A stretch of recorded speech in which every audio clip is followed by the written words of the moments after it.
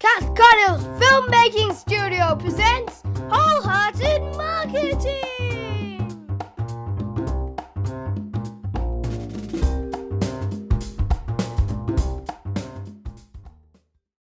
Hi everyone, welcome to our next Q&A session. Today we're talking with Merryn Padgett, who is a graphic designer and runs her own business, Earth and Sea Creative.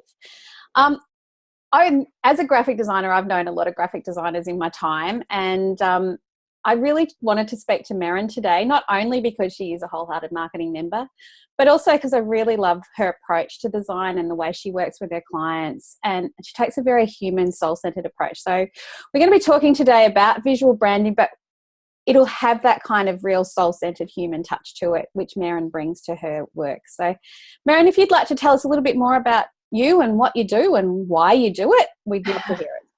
Hello, so Merryn Padgett of Earth and Sea. I do what I do because bringing brands actually lights my fire. Bringing brands to life lights my fire. And I love stepping people through the whole branding process and being the person who births the visual identity of your brand and also helps you anchor exactly what it is that you do. Because I do ask you to explore your own why as well. So I love the research process that goes into the briefing process as well, and the actual doing. That's fun. So yeah, that's me. I've had a very multifaceted journey. Emily Wapnick's video about being a multi-potentialite really spoke to me because I've had a crazy different career journey, but it's a sum of all those experiences that's brought me to who I am now. And the human-centeredness comes into what I do because of studying holistic counselling through CAE/Phoenix Institute. I learnt about Carl Rogers' person-centered theory through this course, and the 3 sufficient conditions of congruence, empathy, and genuineness within the relationship between counsellor and client is what Rogers deemed to be necessary for transformation to occur within the individual. So from a branding perspective and a design perspective, if me as the graphic designer holds space with empathy, genuineness and congruence, it allows my clients to transform into their brand and bring their brand to life. And they can launch with impact and go and change the world. Yeah, nothing serious. No, just change the world. Yeah. Okay, so I think a good place to start for, particularly people who aren't really familiar with branding is to explain what visual branding actually is, because it's a lot more than a logo. And I think most people sort of think, once they've got a logo, they've got it cut, and that's not quite how it works, really. No, I recently wrote a post about this, that your logo is your brand, and it's probably the golden rule, because your brand is like a chicken and egg situation. You need your brand to be able to bring your logo to life, because the brand or your logo is the brand identity or that visual representation. But then behind that, you've got your vision and you've got your mission and values and passion and goals as well. And then this all ties in to become your brand. Yeah, and then it's a story you put out to the world as well. As you would know from that marketing perspective, visually, you need that consistency. Yeah. In your visual storytelling across everything. So your logo is kind of like the shortcut, really, to all of those things that go on behind. Absolutely. And developing a logo is such an in-depth process when you come at it from the perspectives that I do. I know a lot of agencies brief and they do a lot of research and that sort of thing. But I think the research is the most important thing, to actually ask questions. And I know that we'll discuss this in the future, a couple of questions down. But you've just got to ask questions and then tap into why your client is actually doing what they're doing, so that you can then connect with their ideal client, because it's that human to human relationships that we're working with there. Which kind of leads us into this next question, which is how important it is, or is it, in communicating a brand's mission through, or purpose through, that logo? Yeah, well, I kind of think it's 100% the whole purpose of a logo is to express to express the vision and purpose and the passion behind the business too. Yeah. Like if you've got, let's say a school, like they're not going to have a rose gold foil business card because it's incongruent with, the vibe that they're trying to portray. Or like a Fortune 500 company, blue chip company, isn't going to have Comic Sans on their website, one would hope. Nobody's going to have Comic Sans no. on the website. We were not going to get geeky about fonts. I remember having a discussion about that. Honey, I know. But the reality is you've just got to have that congruent match between what is your goals of your business and then how are you going to express those goals. And so, the logo is the way to express those goals, really. Yeah. Cool. So a question we've got here from, obviously we collect the members' questions. And so we've got, the idea is a designer is usually one of the first people that a new business turns to when they first have a business idea, which is, is what it is, although I wish they'd talk to a marketing consultant first. So what are the most important things that they need to include in their project brief so that they can ensure that they get a brand image that they love? They need to answer every single question in the brief.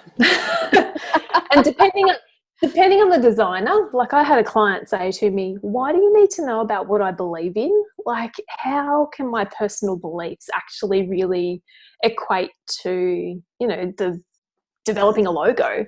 And, it depends on the designer, really. If the designer needs to know all of this stuff to be able to get inside their clients' heads and then get inside their clients' heads, the client needs to be a good client and answer the questions in the best way possible. And the designer needs to be a good designer and tease out the answers to those questions if the answers don't come up. So it's a dual relationship, really. It's a communication process that needs to happen. So I'm sure with you as well, if you have a client inquire, you would, send them the brief once you've had a bit of a discovery call and get a sense of whether you'll be a good fit initially from that call, and then send the brief across for the client to do homework on. And then I assume that you would, like I do, kind of get together with your client and discuss, the answers to the brief and then tease it out and have that conversation. I do it a little differently, but yeah. I actually have found that if I'm doing a branding job, I actually have to do a full sort of consultancy thing that I would do as I was doing a marketing consultant. I just can't really take people through their why and take people through who their ideal client is, and that, because a lot of the times they haven't even thought about that to a great extent. And so that's what I tend to do when I'm working with someone on a branding project. So it's the same idea. You've really got to be able to fully understand what's driving them and their business and their clients or their customers to really be able to put that into a new brand. So absolutely. Yeah. Okay, so now budget is always a problem for some business. Yes. And it can be pretty tight when you're first starting out. So often, you can't do the full rollout. You look at, especially you look at these big multi-corporates and they have their $1 million branding project, and it's not like designing a logo takes all of that time. It's all the other things that absolutely go with it. So what would you recommend as a basic starting point, especially if you're still working out what you're offering? I mean, do you even need a logo when you're starting out, or is that something you can develop once you're down the track, that sort of thing?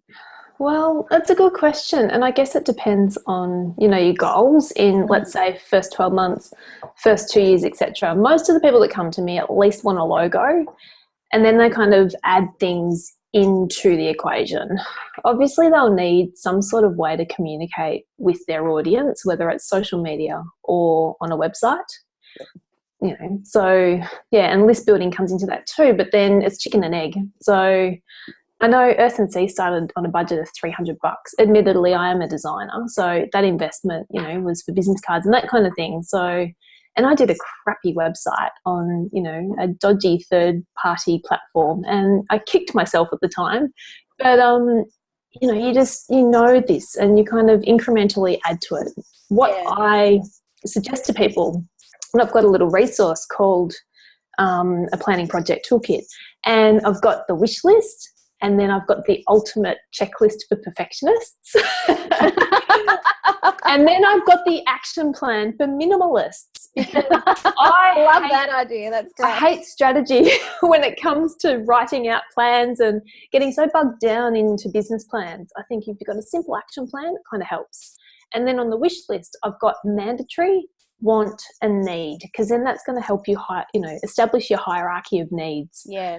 So I think if you do that first, it's going to help you budget and then invest. So yeah, and hopefully your designer might be kind and have payment plans as well, like, some people I know. So yeah, I do understand that, people don't always have a lot of capital in that startup phase. So, to do it incrementally is a good thing. Yeah, and I agree, sort of things. I mean, mind you, my first business, I had a beautiful logo designed. It was stunning. Yep. Then probably 6 or 12 months later, I ended up specialising in children's product, and I had this gorgeous logo that was not suitable for children's products.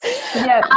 And so it's just that kind of thing of actually getting that clarity, if you are in that really early stages of not investing too heavily in the rollout, so that if you do kind of need to change down the track, you're not absolutely pivoting. Totally. I think I've had 3 logos since launching Earth and Sea, because I get sick of one and then pivot to another, and I'm kind of happy with where I'm at right now. But I did do a bit of pivoting, and I think if you share that knowledge as well and don't profess to be an expert on everything, and share that knowledge and just say, hey, it's okay if you change. So yeah, if you're not investing in rose gold letterpress foil edging 600 GSM stock business but that's cards, so beautiful. that'd be amazing.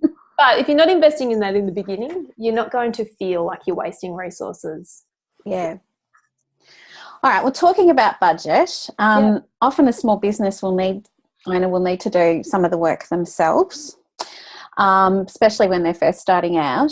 So what do you think that, they need to ask the designer for to ensure that they can maintain brand consistency? Because consistency is really the only way that people are going to recognise that it's you. Absolutely. Yeah, totally. You need a style guide, really, that outlines the fonts that are used in the logo. So you'll have, basically when I do a style guide, you get brand mark typography specified.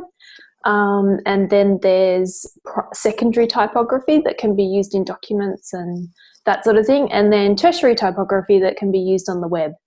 And I research all of that. Like, I go through a venting process to find the types of fonts that are going to blend well in the web, because sometimes you may not have web fonts that can be easily translatable. Yeah. And the sea of sameness is happening with Google Fonts, unfortunately, but we need to accept that as well. So, I know of some great plugins that actually allow you on your website to use any font, which is really cool, because it allows you to kind of move away from that sea of sameness, but still have that visual consistency across your branding. And then in the style guide, colours are outlined as well, including the breakdowns of the colours, because I don't know if everyone knows about CMYK and RGB, but screen resolution and print mediums are different in the way the colour language speaks. So and some colours are worse than others. So if you've got purple or orange, yes, really bad. Yes, in between the two. So it's great to have your colours and your hex values for web outlined, so that you can actually use those across your websites, because you can easily customise things, and if your web designer can do that for you as well, it's always useful. So for consistency, I guess if you can invest in templates as well. When I say templates, I mean, like, shareable memes are kind of the new black at the moment, but it's going to become some sea of sameness pretty soon, I think. But, visual marketing is a huge thing. So branded memes and branded images they're hot right now. So if you can invest a little bit and get a little graphics package, so that your memes are branded and you've got some consistent ones, you could maybe then learn how to use Canva and then import them into Canva so that you can create your own memes rather than having to invest all the time. Yeah. Social media, obviously. Social media, you need kind of consistent covers, consistent profile images, and that sort of thing.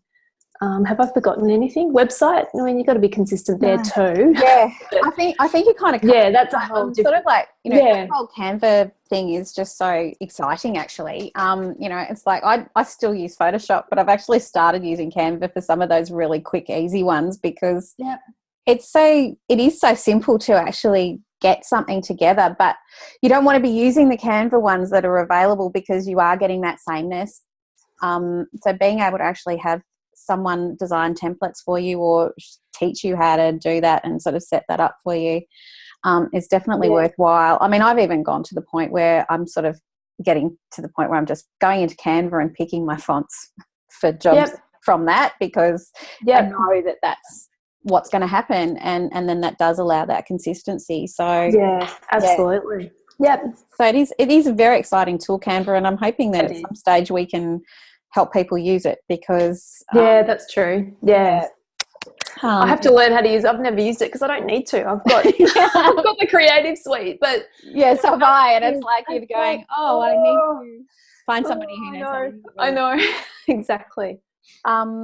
So cool. All right, now we had another question. This is really interesting. So there's a chicken. Sorry. There's a chicken in the background. We had a joke. We had a joke about the chickens. Oh, that's awesome. I love it. Okay. We have to reveal to the audience about the chickens now. No, I'm not ready yet. Oh, okay.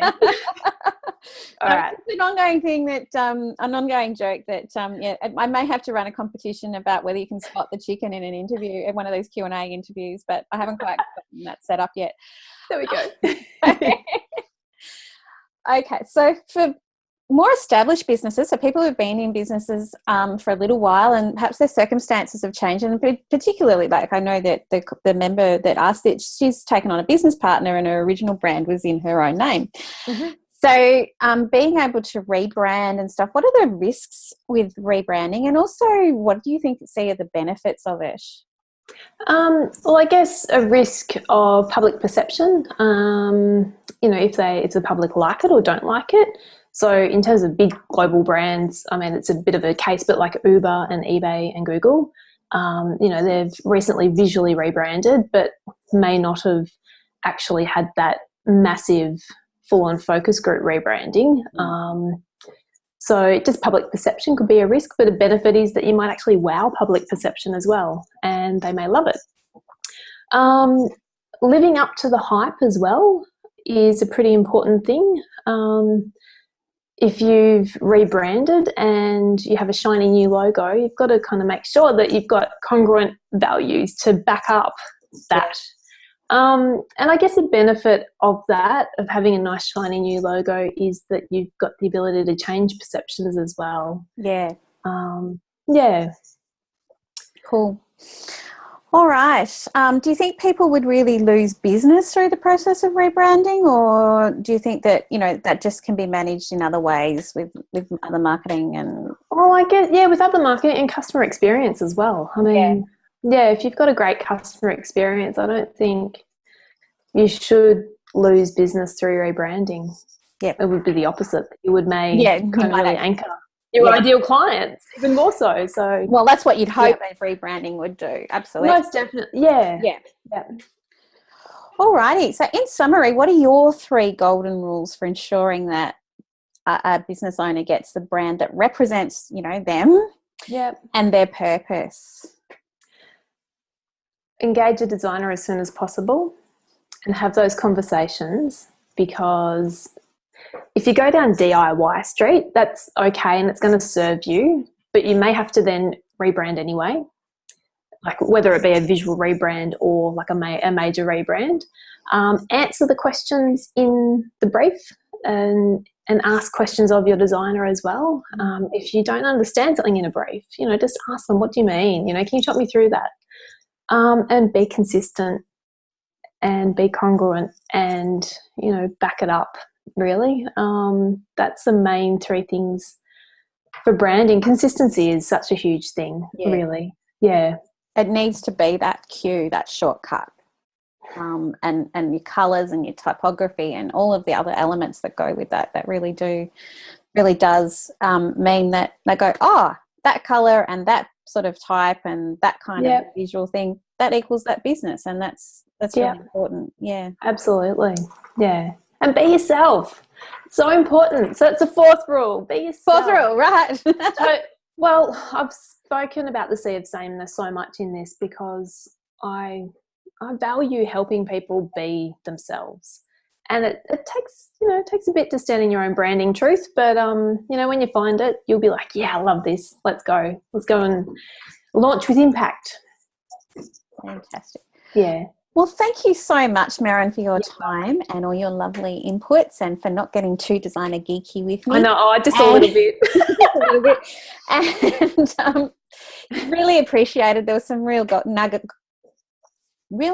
of gold in there. Awesome. Which Thank is you. what we really do try and have in our Q&A sessions. So Most definitely. You're most welcome. Thank you for having me. I appreciate it. Okay. Bye. Bye.